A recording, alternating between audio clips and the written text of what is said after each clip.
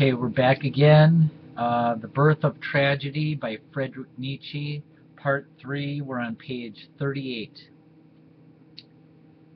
And so the spectator will perhaps stand quite bewildered before this fantastic exuberance of life, and ask himself what magic potion these madly merry men could have used for enjoying life, so that wherever they turn their eyes, Helena, the ideal image of their own existence, floating in sweet sensuality, smiled upon them.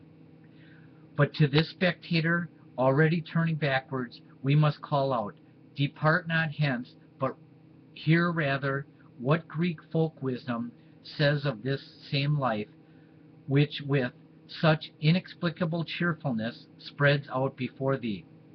There is an ancient story that King Midas hunted in the forest a long time for the wise Silenus, the companion of Dionysus, without capturing him. When at last he fell into his hands, the king asked what was best of all and most desirable for man. Fixed and immovable, the demon remained silent, till at last, forced by the king, he broke out with shrill laughter into these words: "O wretched race of a day, children of chance and misery, why do you compel me to say to you what it were most expedient for you not to hear? What is best of all is for ever beyond your reach, not to be born, not to be nothing. The second best for you, however, is soon to die." How is the Olympian world of deities related to this folk wisdom? Even as the rapturous vision of the tortured martyr of his sufferings, now the Olympian magic mountain opens, as it were, to our view, and it shows us its roots. The Greek knew and felt the terrors and horrors of existence. To be able to live at all, he had to interpose the shining dream birth of the Olympian world between himself and them.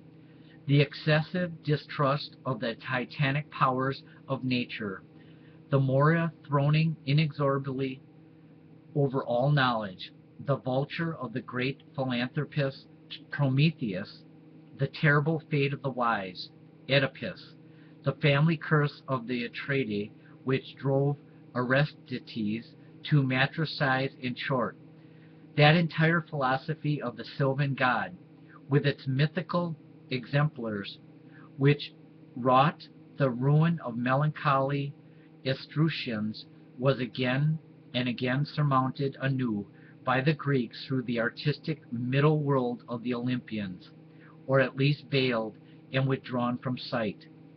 To be able to live, the Greeks had from direst necessity to create these gods, which process we may perhaps picture to ourselves in this manner: that out of the original Titan Therarchy of terror, the Olympian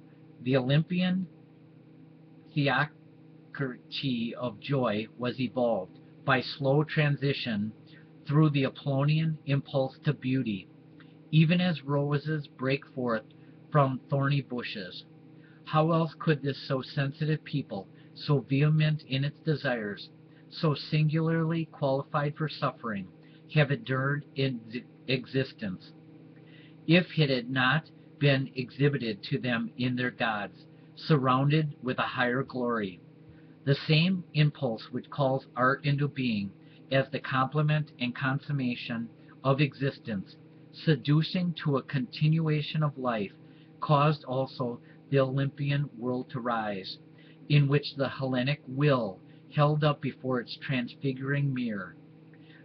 Thus do the gods justify the life of man, in that they themselves live it. The only satisfactory theodicy existence under the bright sunshine of such gods is regarded as that which is desirable in itself, and the real grief of the Homeric men has reference to parting from it, especially to picture parting, so that we might now say of them, with the reversion of the Selenian wisdom, that to die early is worst of all for them. The second worst is someday to die at all. If once the lamentation is heard, it will ring out again of the short-lived Achilles, of the leaf-like change and the vicissitude of human race, the decay of the heroic age. It is not unworthy of the greatest hero to long for continuation of life, even as day laborer, so vehemently does the will, at the Apollonian stage of development, long for this existence, so completely at one does the Homeric man feels himself with it, that the very lamentation becomes its strong song of praise. Here we must observe that this harmony, which is so eagerly contemplated by modern man, in fact, this oneness of man with nature, to express which Schiller introduced the technical term naive, is by no means such a simple, naturally resulting, and, as it were, inevitable condition, which must be found at the gate of every culture leading to a paradise of man. This could be believed only by an age which sought to picture to itself Rousseau's smile also as an artist, and imagined it had found in Homer such an artist's smile, reared in nature's bosom. Wherever we meet with the naive in art, it behoves us to recognize the highest effect of the Apollonian culture, which in the first place has always to overthrow some titanic empire and slay monsters, and which, through powerful dazzling representations and pleasurable illusions, must have triumphed over a terrible depth of world contemplation, a most keen susceptibility to suffering. But how seldom is the naive, the complete absorption in the beauty of appearance attained, and hence how inexpressibly sublime is Plomer, who, as a being, bears the same relation to the Apollonian folk culture as the unit dream artist does to the dream faculty of the people and of nature in general. The Homeric naivete can be comprehended only as the complete triumph of the Apollonian illusion. It is the same kind of illusion as nature so frequently employs to compass her ends. The true goal is veiled by a phantasm. We stretch out our hands for the latter, while nature attains the former through our illusion. In the Greeks, the will desired to contemplate itself in the transfiguration of the genius and the world of art. In order to glorify themselves, its creatures held to feel themselves worthy of glory. They had to behold themselves again in a higher sphere, without the consummate world of contemplation acting as an imperative or reproach. Such is the sphere of beauty, in which, as in a mirror, they saw their images, the Olympians. With this mirroring of beauty, the Hellenic will combated its talent, correlative to the artistic, for suffering and for the wisdom of suffering, as a monument of its victory. Homer, the naive artist, stands before us. Concerning this naive artist, the analogy of dreams will enlighten us to some extent, when we realize to ourselves the dreamer as in the midst of the illusion of the dream world, and without disturbing it, he calls out to himself, "It is a dream, I will dream on," when we must thence infer a deep inner joy in dream contemplation. When, on the other hand, to be able to at all be able to dream with this inner joy in contemplation, we must have completely forgotten the day and its terrible obtrusiveness. We may, under the direction of the dream-reading Apollo, interpret all these phenomena to ourselves somewhat as follows. Though it is certain that the two halves of life, the waking and the dreaming, The former appeals to us as by far the more preferred, important, excellent, and worthy of being lived. Indeed, is that which alone is lived, yet with reference to that mysterious ground of our being, of which we are the phenomenon, I should, paradoxical as it may seem, be inclined to maintain the very opposite estimate of the value of dream life. For the more clearly I perceive in nature those all-powerful art impulses, and in them a fervent longing for appearance, for redemption through appearance, the more I feel myself driven to the metaphysical assumption that the verily existent and primordial unity as the eternal, suffering, and self-contradictory requires the rapturous vision, the joyful appearance, for its continuous salvation, which appearance we, who are completely wrapped in it and composed of it.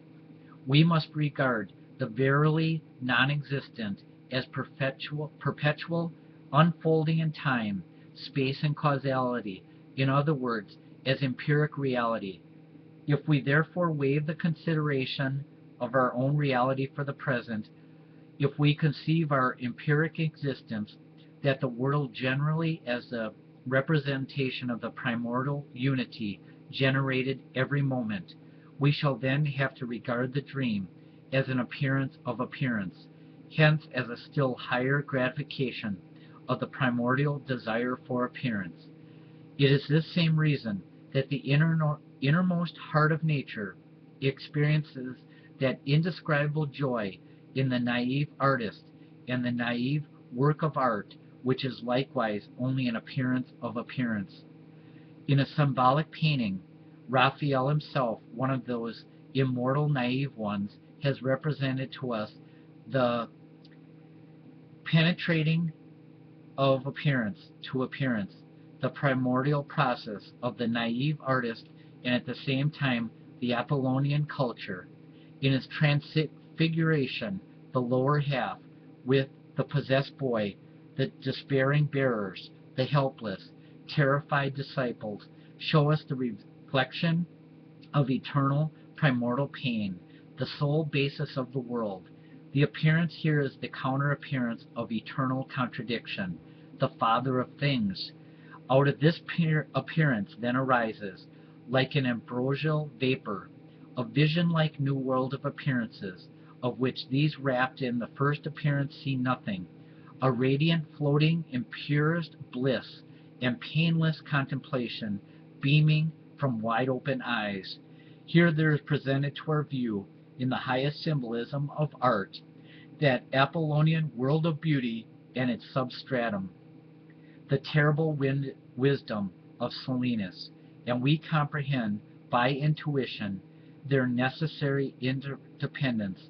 Apollo, however, again appears to us as the apotheosis of principum individual, in which alone the perpetually attained end of the primordial unity, its redemption through appearance, is consummated.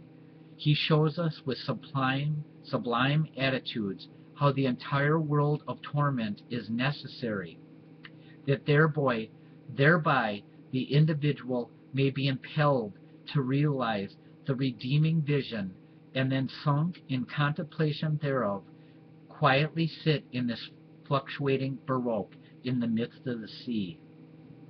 This apotheosis of individuation, if it be at all conceived as imperative and laying down precepts, knows but one law, the individual, the observance of the boundaries of the individual, measure in the Hellenic sense. Apollo, as ethical deity, demands due proportion of his disciples, and that this may be observed, he demands self-knowledge. And thus, parallel to the aesthetic necessity for beauty, there run the demands, know thyself, know too much, while presumption and undueness are regarded as the truly hostile demons of the non-Apollonian sphere. Hence, as characteristics of pre-Apollonian age, that of the Titans and of the extra-Apollonian world, that of the barbarians. Because of his Titan-like love for man, Prometheus had to be torn to pieces by vultures because of his excessive wisdom, which solved the riddle of the Sphinx. Oedipus had to plunge into a bewildering vortex of monstrous crimes. Thus did the Delphic god interpret the Grecian past. So also the effects wrought by the Dionysian appeared titanic and barbaric to the Apollonian Greek, while at the same time he could not conceal from himself that he too was inwardly related to these overthrown titans and heroes. Indeed, he had to recognize still more than this. His entire existence, with all its beauty and moderation, rested on a hidden substratum of suffering and of knowledge, which was again disclosed to him by Dionysus, and Apollo could not live without Dionysus. The Titanic and the barbaric were in the end not less necessary than the Apollonian.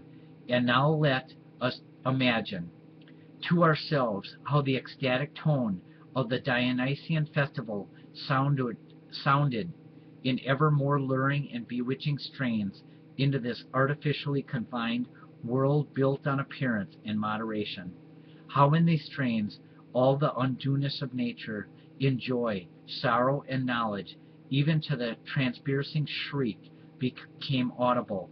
Let us ask ourselves what meaning could be attached to the artist of Apollo with the phantom harp sound as compared with this demonic folk song. The music of the arts of appearance paled before an art which, in its intoxication, spoke the truth, the wisdom of Silenus cried, woe against the cheerful Olympians. The individual, with all his boundaries and due proportions, went under in the self-oblivion of the Dionysian states and forgot the Apollonian precepts. The undueness revealed itself as truth. Contradiction, the blissful, declared itself but out of the heart of nature, and thus wherever the Dionysian prevailed, the Apollonian was rooted and annihilated. But it is quite as certain that where the first assault was successfully withstood, the authority and majesty of Delphic God exhibited itself as more rigid and menacing ever. For I can only explain to myself the Doric state and Doric art as a permanent war camp of the Apollonian.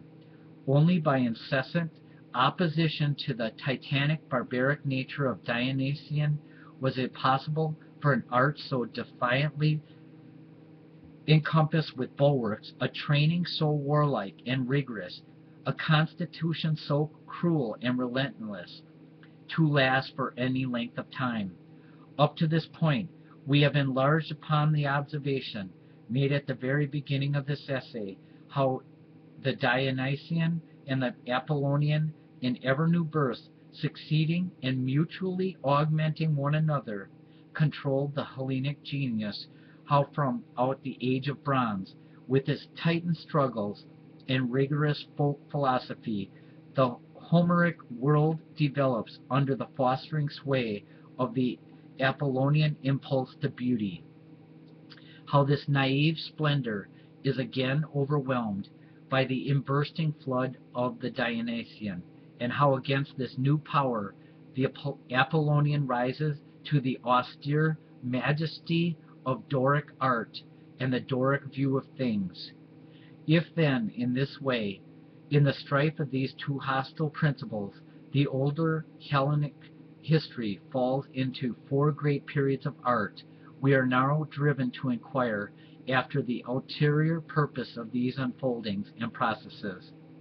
Unless perchance we should regard the last attained period, the period of Doric art, as the end and aim of these artistic impulses, and here the sublime and highly celebrate artwork of Attic tragedy and dramatic diatribe presents itself to our view as the common goal of both these impulses, whose mysterious union, after many and long precursory struggles, found its glorious consummation in such a child, which is at once Antigone and Cassandra. We now approach the real purpose of our investigation, which aims at acquiring a knowledge of the Dionyso-Apollonian genius and his artwork, or at least an anticipatory understanding of the mystery of the aforesaid union. Here we shall ask of all where that new germ which subsequently developed into tragedy and dramatic diatribe first makes itself perceptible in the Hellenic world. The ancients themselves supply the answer in symbolic form when they place Homer and the Heraclitus as the forefathers and torchbearers of the Greek poetry side by side on gems, sculptures, in the sure conviction that only these two thoroughly original compeers, from whom a stream of fire flows over the whole Greek posterity, should be taken into consideration. Homer, the aged dreamer, sunk in himself, the type of Apollonian naive artist, beholds now, with astonishment, the impassioned genius of the warlike votary of the Muses. Archelaus, violently tossed to and fro on the billows of existence, and modern aesthetics could only add by way of interpretation that here the objective artist is confronted by first subjective artist. But this interpretation of is little service to us, because we know the subjective artist only as the poor artist, and in every type, elevation of art, we demand specialty, and first of all conquest of the subjective, the redemption from the ego, and the cessation of every individual will and desire. Indeed, we find it impossible to believe in any truly artistic production, however insignificant, without objectivity, without pure, interestless contemplation. Hence, our aesthetics must first solve the problem as to how the lyrist is possible as an artist. He who, according to the experience of all ages, continually says, "Sing off to us the entire chromatic scale of his passions and desires." This very Archelaus appalls us, alongside of Homer, by his cries of hatred and scorn, by the drunken outbursts of his desire. Is not just he, then, who has been called the first subjective artist, the non-artist proper? But whence, when the reverence which was shown to him, the poet, in very remarkable utterances by the Delphic oracle itself, the focus of objective art? Schiller has enlightened us concerning his poetic procedure by a psychological observation, inexplicable to himself, yet not apparently open to any objection. He acknowledges that as the preparatory state to the act of poetizing, he had not perhaps before him or within him a series of picture with coordinate causality of thoughts, but rather a musical mood. The perception with me is at first without a clear and definite object. This forms itself later. A certain musical mood of mind proceeds, and only after this does the poetical idea follow with me. Add to this the most important phenomenon of all, ancient lyric poetry, the union, regarded everywhere as natural, of the lyrist with the musician. Their very identity, indeed, compared with our modern lyric poetry, is like the statue of a god without a head, and we may now, on the basis of our metaphysics of aesthetics set forth above, interpret the lyrist to ourselves as follows. As Dionysian artist, he is in the first place become altogether one with the primordial unity, its pain and contradiction, and produces the copy of this primordial unity as music, granting that music has been correctly termed a repetition and recast of the world, but now under the Apollonian dream inspiration, this music again becomes visible to him as a symbolic dream picture, the formless and intangible reflection of the primordial pain in music, with its redemption in appearance, then generates a second mirroring as a concrete symbol or example. The artist has already surrendered his subjectivity in the Dionysian process. The picture which now shows to him his oneness with the heart of the world is a dream scene which embodies the primordial contradiction and primordial pain, together with the primordial joy. The appearance, the eye of the lyrist sounds therefore from the abyss of being. Its subjectivity in the sense of modern aesthetics is a fiction. When Archelaus, the first lyrist of the Greeks, make known both his mad love and his contempt to the daughters of Lycambes, it is not his passion which dances before us, its orgiastic frenzy. We see Dionysus and the Maenads. We see the drunken revelers of Archelaus sunk down to sleep, as Euripides depicts in the Bacchae. The sleep on the high alpine pasture in the noonday sun, and now Apollo approaches and touches him with a laurel. The Dionyso musical enchantment of the sleeper now emits, as it were, picture, sparks, lyrical poems, which in their highest development are called tragedies and dramatic diatrams.